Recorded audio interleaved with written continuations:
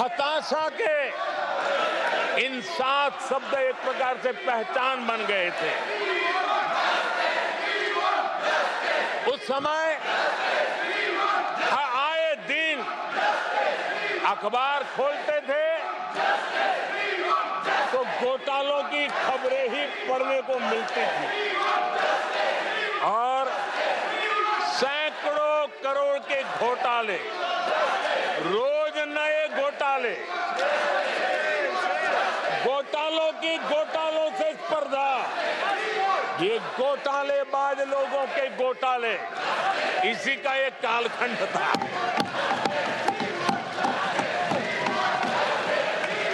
और बेशर्मी के साथ सार्वजनिक रूप से स्वीकार भी कर लिया जाता था कि दिल्ली से 1 रुपया निकलता है तो 15 पैसा पहुंचता है। 1 रुपये में 85 पैसे का घोटाला। इस घोटालों की दुनिया ने देश को निराशा की गर्त में डुबो दिया था। पॉलिसी पैरालिसिस था, फ्रेजाइल 5 में पहुंच चुके थे।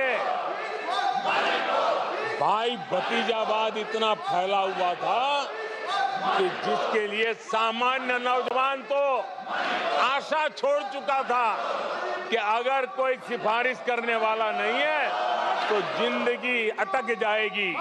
ये स्थिति पैदा हुई थी।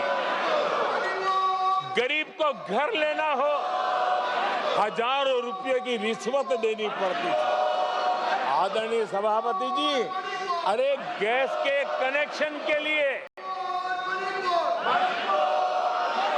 मेंबर पार्लियामेंट के यहाँ, सांसदों के यहाँ अच्छों को चक्कर काटने पड़ते थे और वो भी बिना कट के लिए गैस के कनेक्शन नहीं मिलते थे। आदरणीय सभापति जी, मुफ्त राशन भी पता नहीं कब बाजार में दुकान पे बोर्ड लटक जाए, हक का राशन नहीं मिलता था, उसके लिए भी रिश्वत देनी पड़ती थी। और हमारे ज्यादातर भारतीय भाई बहन इतने निराश हो चुके थे कि वो अपने भाग्य को दोष दे करके, अपने नसीब को दोष दे करके जिंदगी काटने के लिए मजबूर हो जाते थे। आदरणीय सभापति जी, वो एक वक्त था 2014 के पहले जब वो 7 शब्द हिंदुस्तान के जनमन में स्थिर हो चुके थे। निराशा की गर्त में डूबा हुआ समाज था।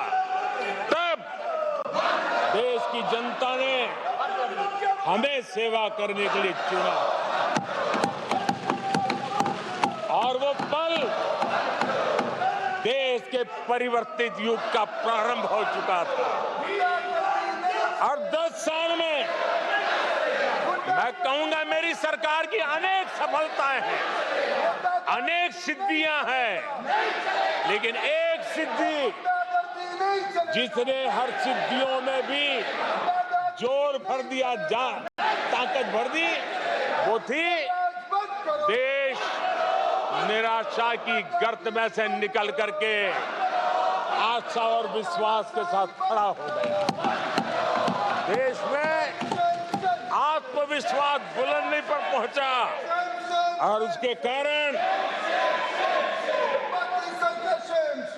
वो सब वक्त का जो शब्द थे देश की युवा पीढ़ी की डिक्शनरी से निकलने लगे।